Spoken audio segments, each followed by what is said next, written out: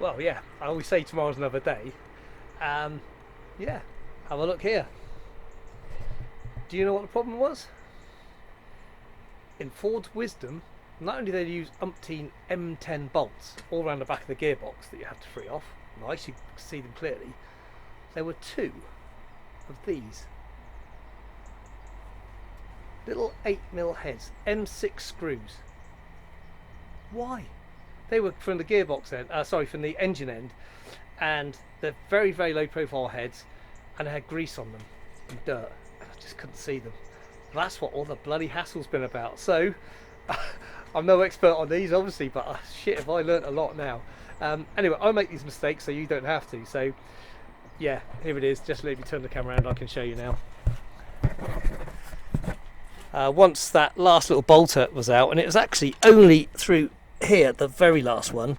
The other one I took out was right underneath at the bottom end of the gearbox, so it's completely out of view. You can see oil actually, well, I've got that off, in the bell housing down there. So that's another major reason why the engine's been taken out, is so I can replace these crankshaft oil seals, because it doesn't do it any good. So yeah, the beast is finally out. So my job today is to wheel this into the garage and then get it mounted onto the engine stand, and to do that I've got to take off the clutch and the flywheel. So I'll probably film that. I'm not sure I'm going to get that done today, because I might have to make up a clutch alignment tool. You can probably buy them, but I've got a lathe, so I might just make one up. Anyway, happy days. Well, I've got the engine into the garage. Now, looking at the teeth on the flywheel, they're looking pretty good. There's a little bit of wear along the outer edges, as you'd expect with a starter motor and gauges, but that's not too bad.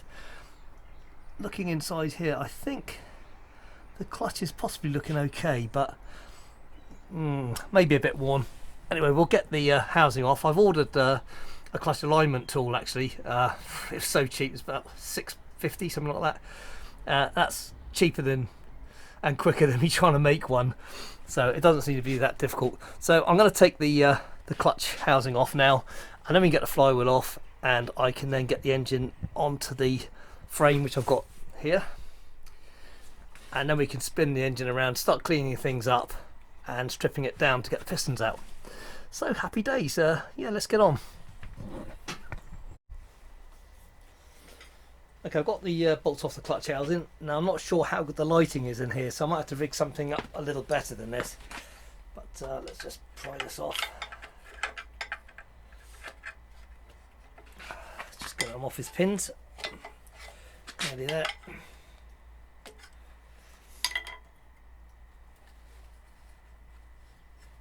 Come on, little fella. There we go. Hope you don't remember it being. Ah, yeah, as you can see, the clutch it's not worn out, but there's not an awful lot of padding on there at all. The friction disc looks okay, and the flywheel looks pretty good too, so that's pretty good news.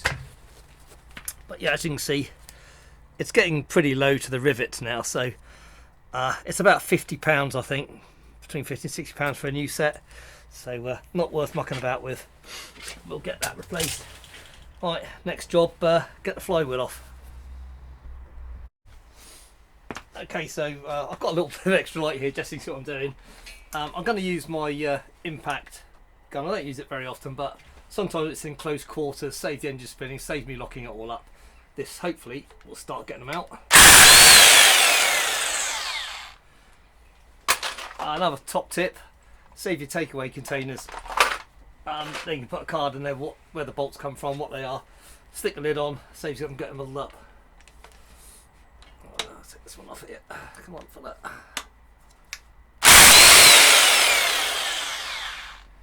Now I might need to devise a puller, but there are threaded bits in here, so sometimes they come off the flywheel quite easily. Sorry, I can't speak today. Sometimes the flywheels come off the end of the crankshaft quite easy, and other times they do need a little bit of assistance, so we just have to wait and see how this one goes.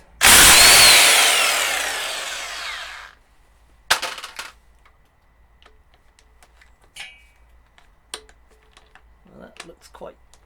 socket doesn't want to go on that one.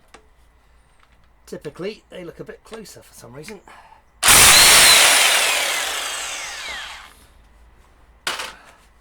Yeah, just to make things awkward, on these two bolts here, they've got the corners of the bolts opposite each other, so it's making very little room to get a socket in there. So yeah, sometimes things just are a pain in the ass. So I'm gonna have to go and devise a way of getting something on there to get these off, so bear with me on that. We'll see how we get on. Well, I used a ring spanner on those last two difficult bolts on the flywheel, and just used a pretty hefty hammer, just a sharp impact, got one of the bolts out, then of course I used the impact wrench on the other one, so it all went quite smoothly, which is more I can say for getting the engine out.